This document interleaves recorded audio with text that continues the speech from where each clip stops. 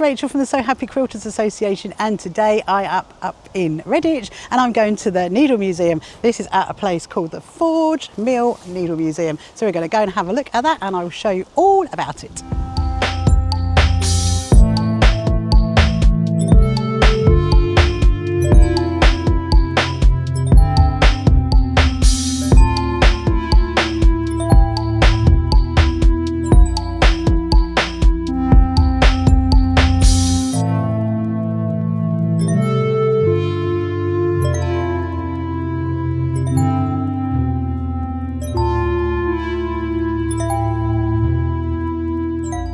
We are heading up for the tour.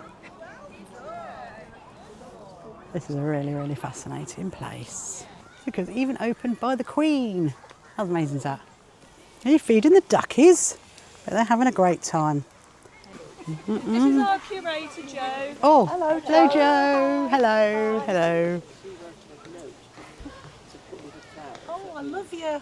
Rosette. Yes, we're from Rosettes. Yeah. The So Happy Quilters Association. Yeah. That's brilliant.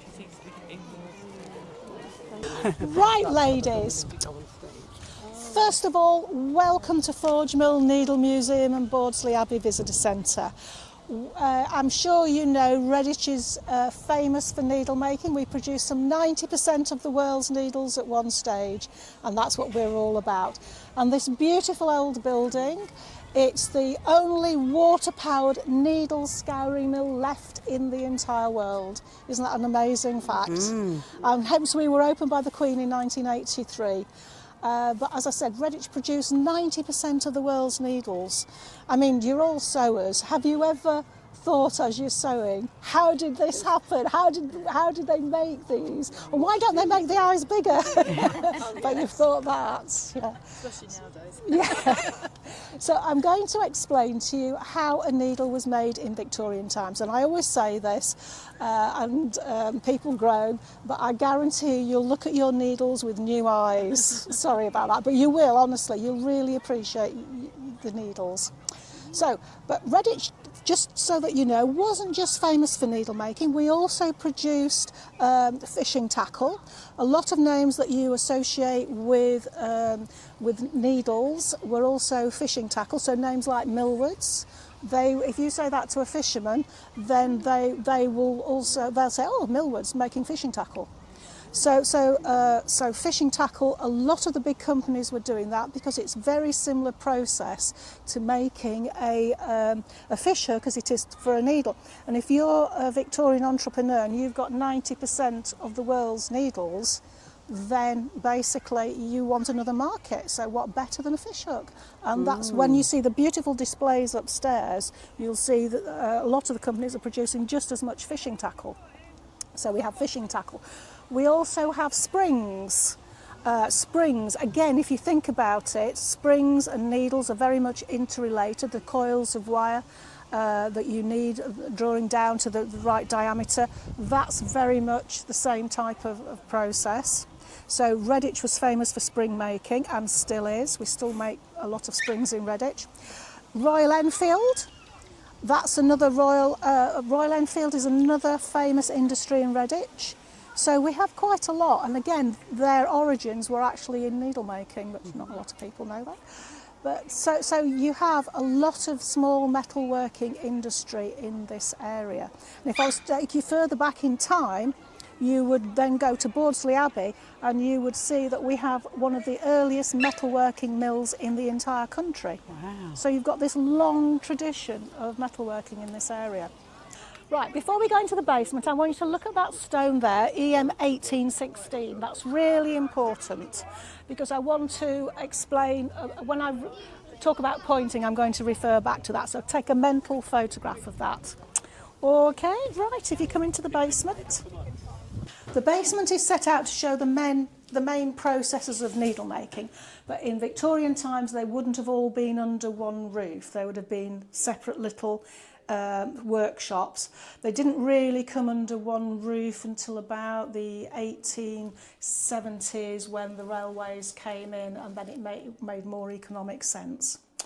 Right, so this is how a needle starts its life. It's a coil of wire, It's carbon steel, and I'm going to pass it round, and I want you to feel how hard that is. Oh my goodness. Yeah, you can't do a lot with that, can you? No. I want you to feel Use it as a hoop. the sort of a tensile strength of that. As a toy.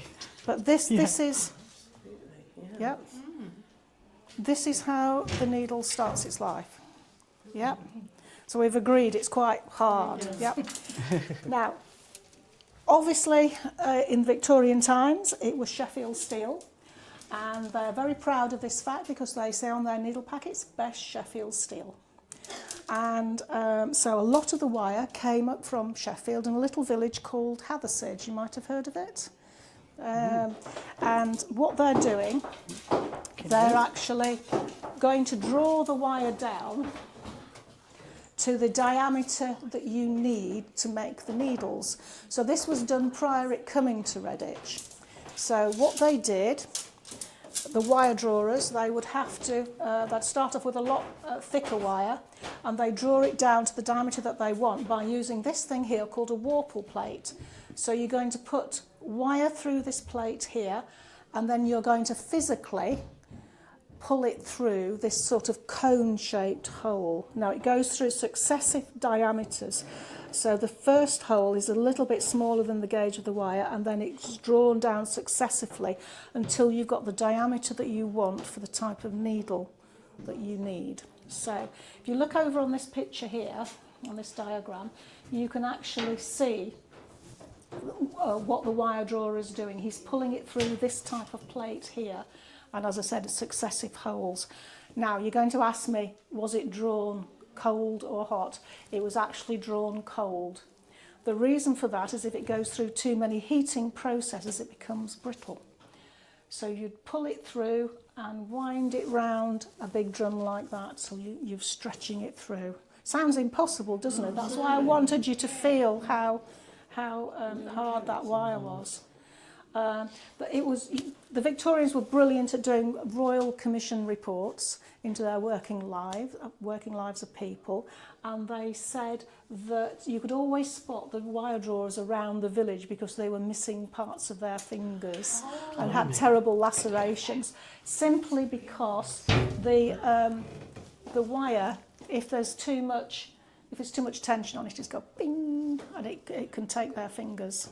So that was one of the things that happened. So it was drawn cold, as I said, and you can see here, I contrast, you have great big machines doing it now.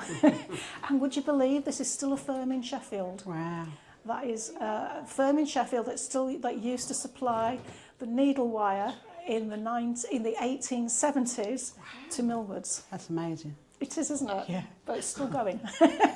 But I said they just use machines now. But anyway, so we've drawn the wire down. Oh, and this is heavy.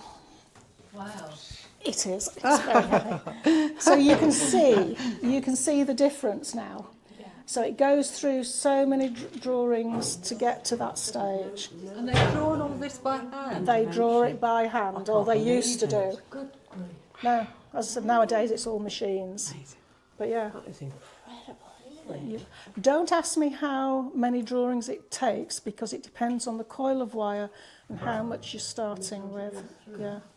But yeah, so that's about the size of a domestic sharp now, isn't it? Yeah. So you're getting there. So you've drawn it down, and then the next thing you're going to do is you're going to cut it. And you're going to cut it on the coil.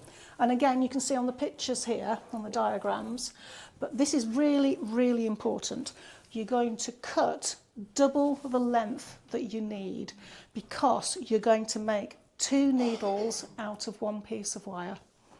And that hasn't changed. Wow. You're still going to do that. Even today, with all the modern technology, it's the least amount of waste. So you'll get the gauge, get the length of the wire that you need, and then, as I said, you're going to put it over here, and then you're going to lean into it and cut it. And that's what you're doing. Now, when you've cut the wire, it's going to be slightly curved. And I can show you. It's because you've drawn the wire and then you've cut the wire on the curve like that. So that's what it looks like. So now, guess what you've got to do? Straighten it. You've got to straighten it. Well done, yes. So this is how it was straightened. You have a straightener, no fancy names in those days, and you're going to put the wire into two hoops like this. And this is one process whereby it does get heated. It's going to be heated until it's a dull red, because you're going to need it heated to go through some of the other processes, otherwise it'll be too thin, floppy like that. So he'll roll it around like that, and I know from the back it looks like a block of wood, but it's not, it's all the bent bits of wire. It's a metal bench, metal file, and he's not wearing any protection on his hands. The heat transference alone from here would have been quite great. And these people had hands like leather from constantly having to work with hot metal. So 20 minutes later, you then have something that's starting to resemble a needle. So you have a lot of hard work. This is what I want to impress upon you. You've drawn the wire, you've cut the wire, you've rubbed the wire, just to get it the right length and the right diameter, but you haven't got the points or the eyes on it yet, and that's a lot of physical work just to get to that stage. Yeah. Right, so now we're going to look at the most dangerous job in all the industry, if you come this way, and this is pointing. I'm sure you've heard a little bit about pointing. Yeah, pointing. Well, you can guess what it does. It puts the points on the ends of the wire. Now remember what I said, he's making 2 needles out of 1 piece of wire. This is really important. So you're going to hold a whole bunch in your hands, and you're going to press them hard on the grindstone, rolling them like that, then flip them over and do the other side. So your points on both ends, eyes will eventually go in the middle. You'll be able to cut them in 2, and you have 2 needles. So, yeah, logical. Now, can you see our pointer? He's wearing a mask around his face, and look how close his face is to that grindstone. The mask is to try and sort of give him some protection against all the dust that's going into his lungs, because he's breathing in a lethal mixture of dust from the grindstone and metal dust from the wires, and it's all going down into his lungs, and within 2 or 3 years he'll be coughing up blood. By the age of about 30, 35, he'd be dead. Wow. So they didn't last long. Is that where the saying "the nose to the grindstone" comes from? It could be. Yeah. Because that was also the cuttlers in Sheffield as well. Yes, it could be. Yeah. But so it was very, very sort of, basically we'd call it a form of silicosis. In those days they called it pointer's rot. So yes, so it wasn't particularly pleasant, as you said. So you have dust from the grindstone, but then you also have tiny, tiny little splinters called twitters that would flake off the little the wires and go into their eyes, noses and cheeks with the potential to blind them. And it was always said that if you'd got something in your eye, you were better off going to the local pointer who had the wherewithal and the skill to remove it with a little razor blade or a little pointed stick and ping it out for you, rather than the local doctor who would charge you. So that was the second danger. Now the third danger was the grindstone itself.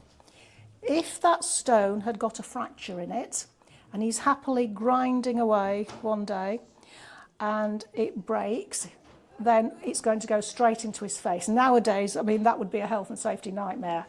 Yeah. You've got no guard, you've got nothing. It's just going to explode and go straight into his face. And that's the grindstone I asked you to look at outside, with the initials EM 1816. And the burial records say Edward Matthews, who died of an exploding pointer stone in 1816. And his friends put it in the wall as a memorial to him. So it was a pretty horrible job. So anyway, so you're saying to yourselves, I can see this, why did they do it? Money, correct, yes, money. They were earning anything up to 2 to 3 guineas per week. I mean, that's a lot of money. That's a hell of a lot of money. And then the Factory Acts came in, And then the employers had to then put in these things here called extractor fans to take away all this poisonous dust. Guess who objected? Because the money would go down. And they actually went on strike about it. Could you believe that? So that's crazy. But the employers always win out, and that's what happened. So you have points on both ends, courtesy of the pointer. Now we're going to look at how they put the eyes in. So, have you ever wondered how they put eyes in needles? No. Okay. It's fundamental. It's fundamental, yes. Okay. Right, so what we're doing now, let me introduce you to my friend, the kick stamper. This is a kick stamp, he is a kick stamper. And it's basically what's called a drop hammer. And it's basically what he's going to do, he's going to stamp out the impression, now this is really important, the impression of the eye, but not the holes, that comes later. So here we go. So there's an identical die at the top, die at the bottom, and what he's going to do, he's going to put the wire in between like that, to stir it on his foot, and it's going to come down like that. And you're going to make the impression. Now, when I tell you on average it was a £30 drop hammer, and you're averaging 50 kick stamps per minute, almost one a second, doing that's going some, isn't it? Yeah, I'm going to pass that round.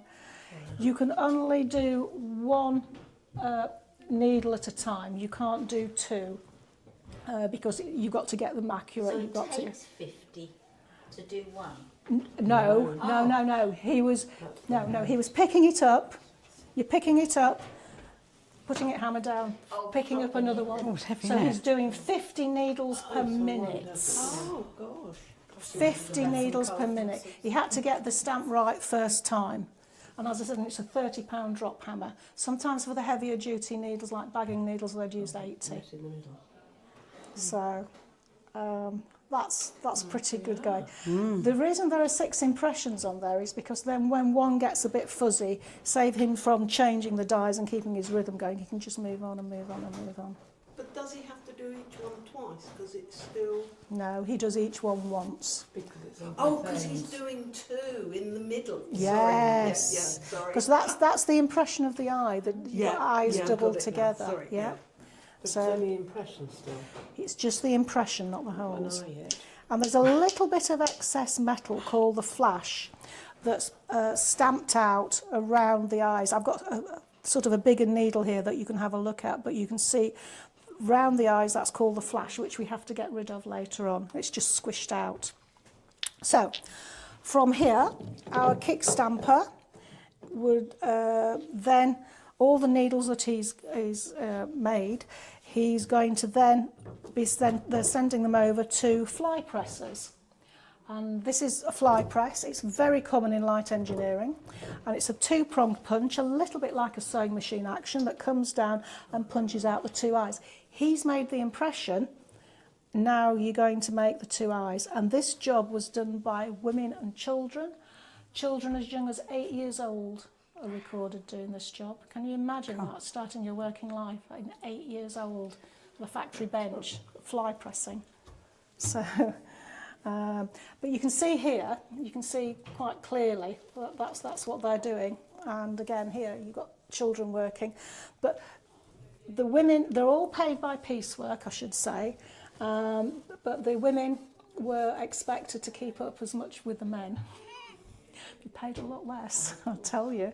But what's really interesting for me is when you go past, have a look at this photograph here. It's a lovely 1970s tank top. They were still using kick stamps in the 1970s for small batches of needles. But you can't dispute that. That's a lovely 1970s, 1980s, well, 1980s probably, tank top.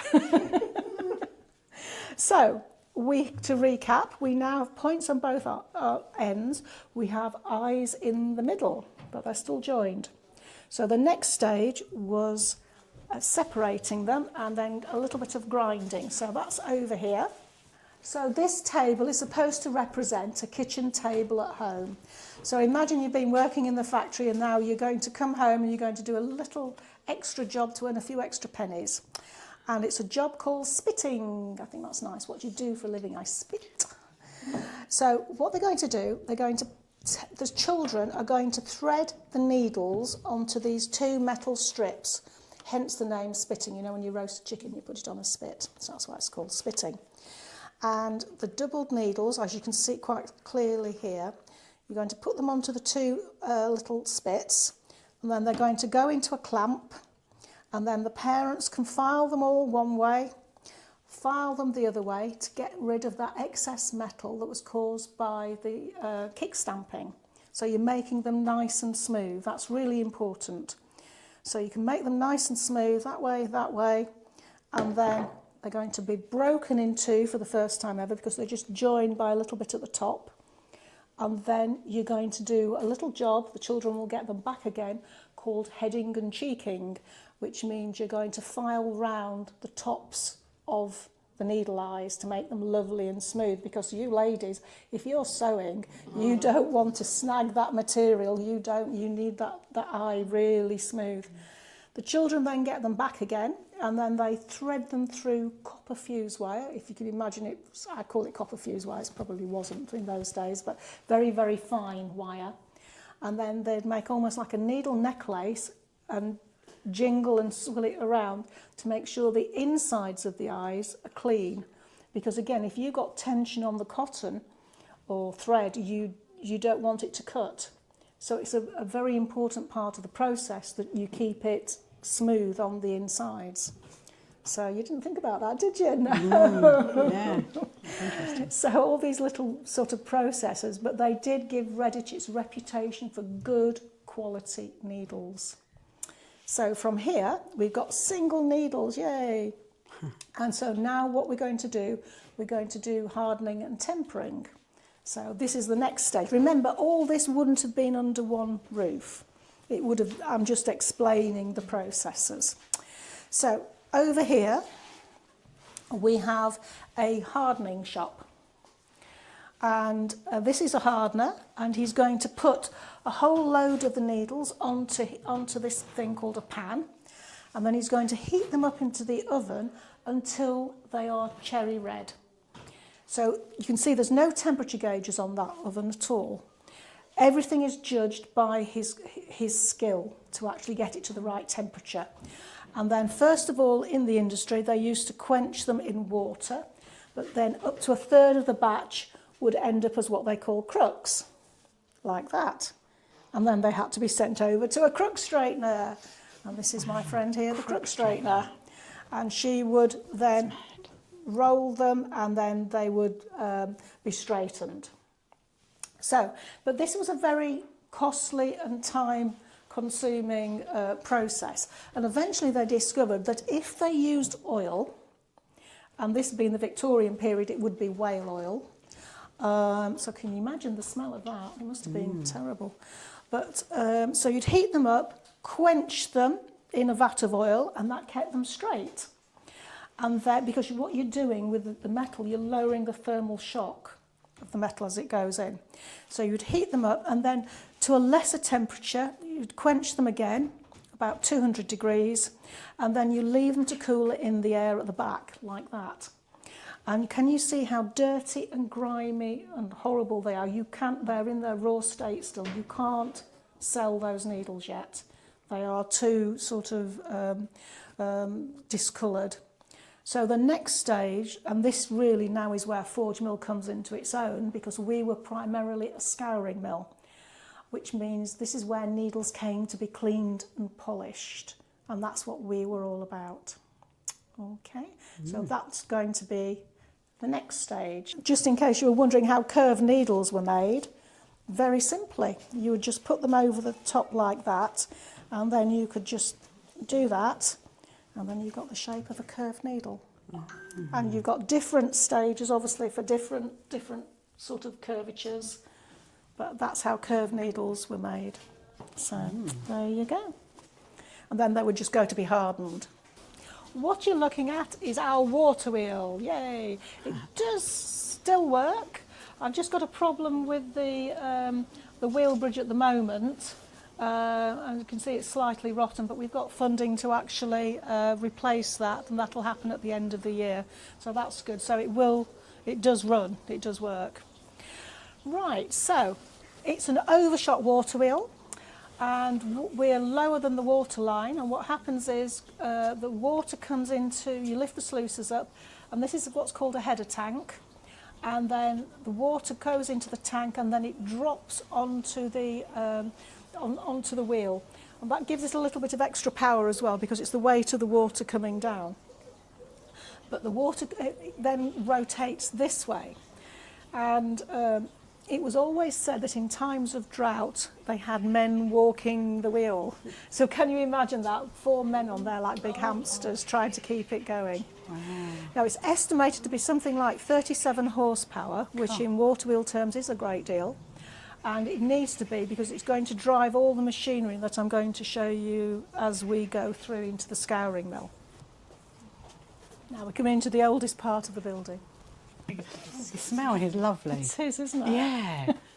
Yeah. It's original, apart from all the health and safety barriers that we have to now put Yeah. up, but it is mostly intact. It was preserved as a working scouring mill. Right, so needles came here to be cleaned and polished from all over the district. One of the things about scouring mills is that you need water power, so you've got to be lucky enough to be on sort of a water system.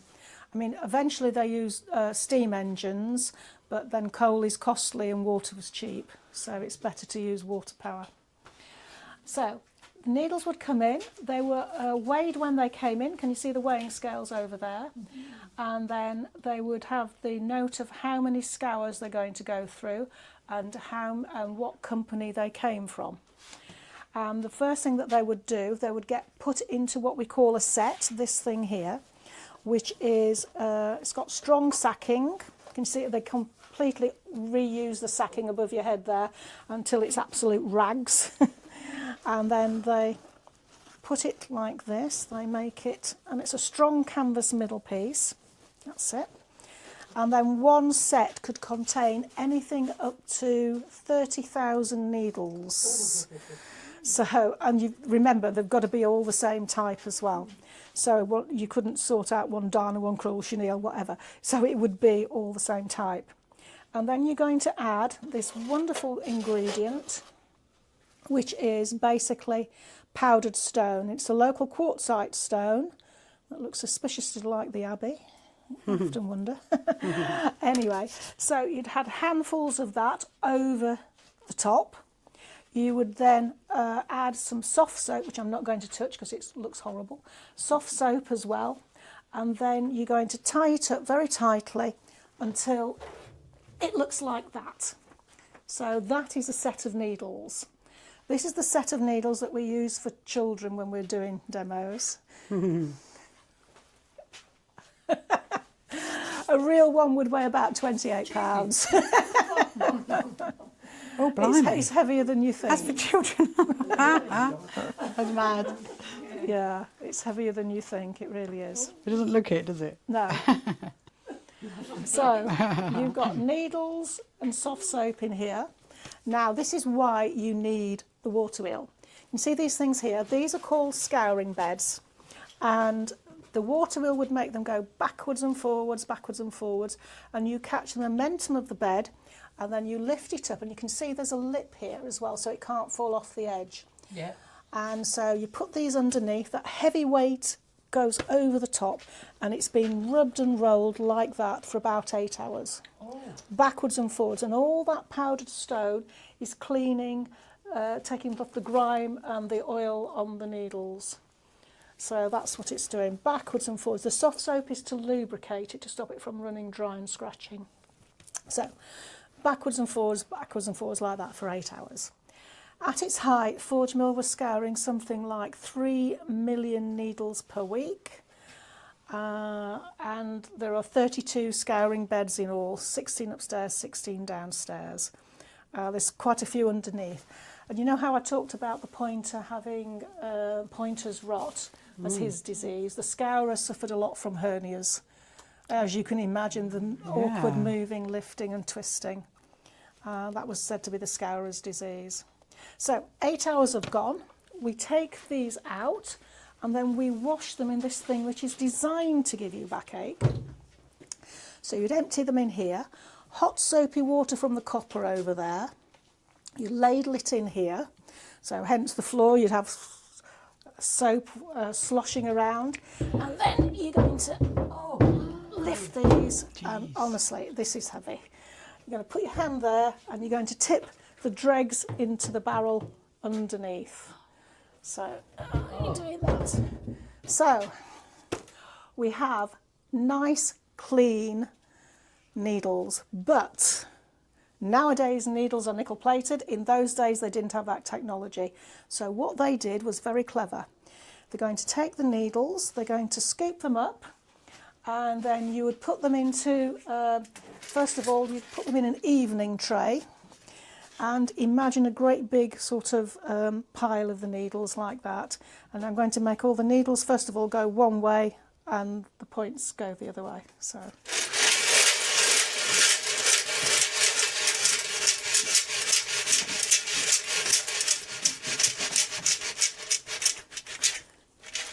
And as you can see, Oh my word. Clever girl. practice. Wow. But you're making the points go one way, the eyes go the other way, because you're evening them out. Now, I am cheating a little bit because I've only used a few needles, but honestly, needle industries, I've seen ladies do this and they have what's called a haystack, that's what they call it in those days, a haystack of needles. And they can just talking to their friends like that, do that, whoosh. That's amazing. It's brilliant. Yeah. So you need them evened out because then you're going to do the same thing again. You're going to put them into a new set and you're going to add this wonderful mixture of putty powder and olive oil. So you're going to make a paste, and I always think it looks a little bit like silver spoon icing sugar. Make a white paste, and then you're going to put it over the needles like that, and this is going to make the needles lovely and shiny because basically it's a tin oxide glaze. That's what you're doing. Yep. So takes about 6 hours, putting them back into the beds again like that, being rubbed and rolled, but this time with a paste on them, and this acts as something that's actually going to make the needles super shiny. So this is how they did it before nickel plating. So you're going to make them really, really nice and shiny. And it also protected them against rust as well. So, so when they go to be put into the packets, and it's acid-free paper that they put them in, so that also protects them against rust. So you'd then, after they come out, you wash them again. Then, I'm sure you're learning this, you can't just leave them to dry in the air because you get watermarks on them. So what they did, they'd scoop them up and they would take them over to the barrelling shop. Okay. So we've washed them for and then we're going to dry them. So we're going to put them into these barrels here on the left-hand side, and these are going to be full of warmed sawdust. And then they're going to go round like a little bit of a cement mixer, going round, tumbling round with sawdust, warm sawdust, and that dries all the little droplets of water on the needles. So that's what they're doing. It takes about 20 minutes, then you take them out, and then you've got to separate needles and sawdust. Any ideas? No. What you do, pretend I've got lots of needles and sawdust in here, and this is very physical. Again, it's very heavy. And then you're going to chuck the sawdust up, and then blow and chuck at the same time, and then hopefully keep the needles at the bottom. So you're doing... So from here, the needles are then weighed and they're sent back to the factory where they came from. And then they're put into the packets. Redditch in the war was a protected industry because you need needles for absolutely everything. Think about it. You need them for uniforms, for surgery, even instrument panels. I mean, one of the companies, which was a fishing tackle company, Young's, actually made the firing pins for Spitfires. So the whole of Redditch was given over to the war industry. So there you go. So do you look at your needles and appreciate them? Absolutely. I'm just pausing this video just to tell you about an amazing place on the Isle of Wight called the Karen Robb Sewing Collective. It's a haberdashery shop with workshops and also the brother dealer for the island. So check them out. That's the tail race where the water comes out and then goes across the field and then eventually winds its way into the arrow. Right. So here you go. So this is the Titanic exhibition. There's your dress. Oh, there's your Yeah. costume. We've been doing a lot of Titanic recently. Yeah. Yes, we were lucky. We just opened the exhibition and it was on telly as well. Yeah. Always brilliant.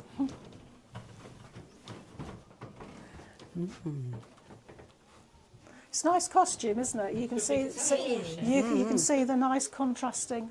All the little details are there with the buttons and that. It was nicely done for her. Who's it for? Kate Winslet. Yep. What is the Titanic stuff all do then? Because it's a summer exhibition. Oh. I thought, what's the connection? No, not well. Technically, there is one, but it's tenuous. But hey, it's a summer exhibition. There's some really interesting pieces. Let's go upstairs. But this is really nice. I love that.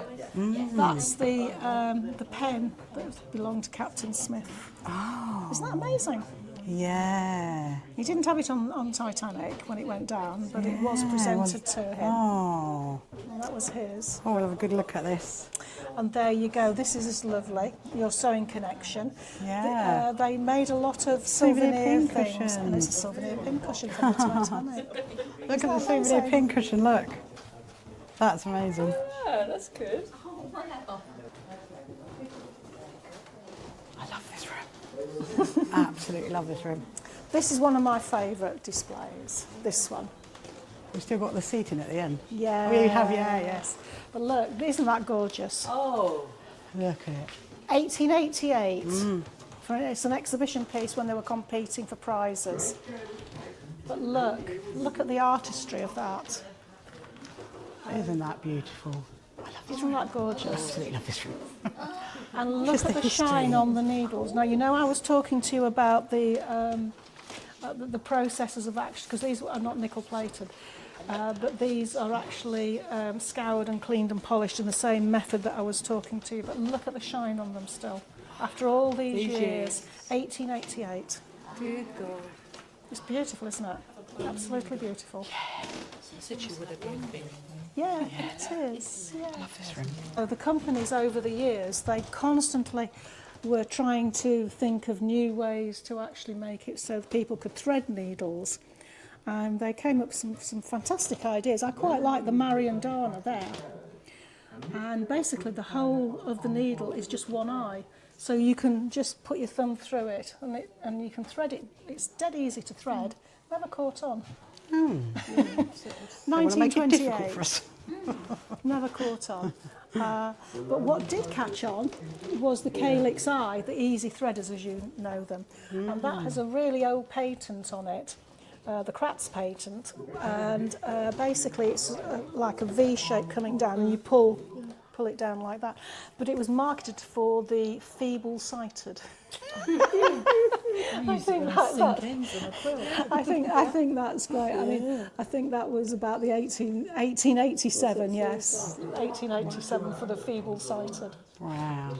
Everybody could thread them. They were made here as well.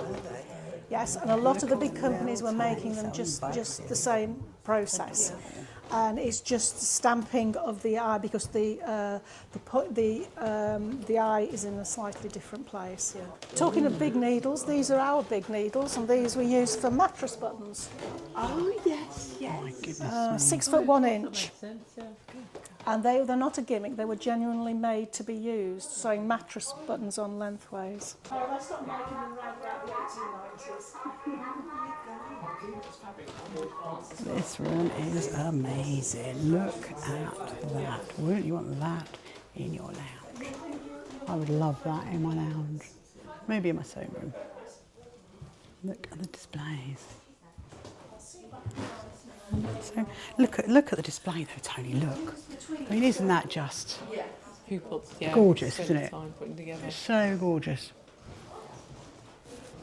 It's the ones at the far on the right hand side is what I love. You'll see why when you go and see them.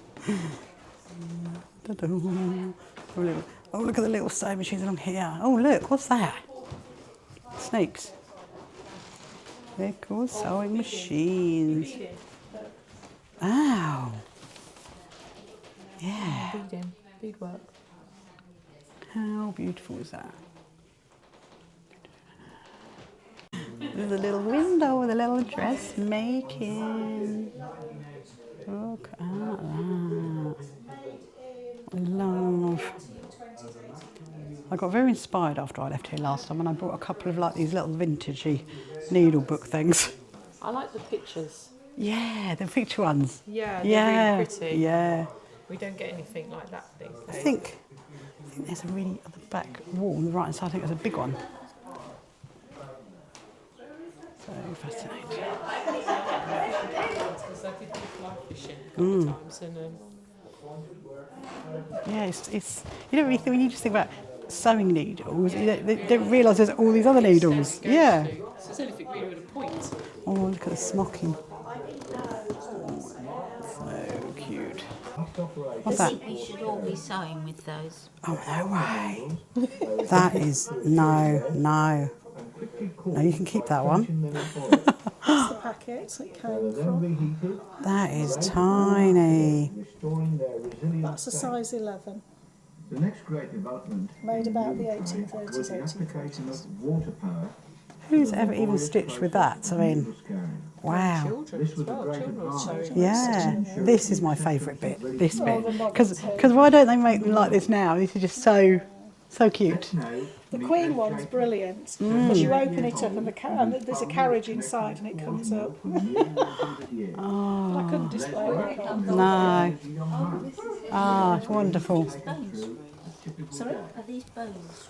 And there's a little cat cushion with a little quilt.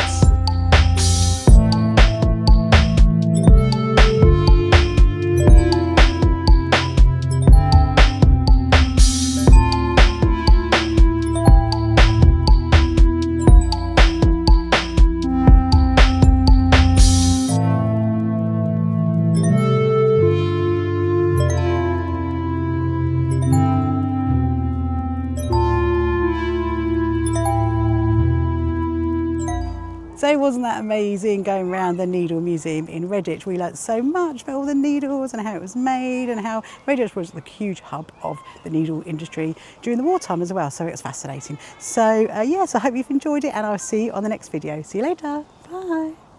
Come along to our first So Happy Quilters Association quilt show at Brighton Racecourse. Tickets available on our website. You can find the So Happy Quilters Association on social media. And don't forget to subscribe!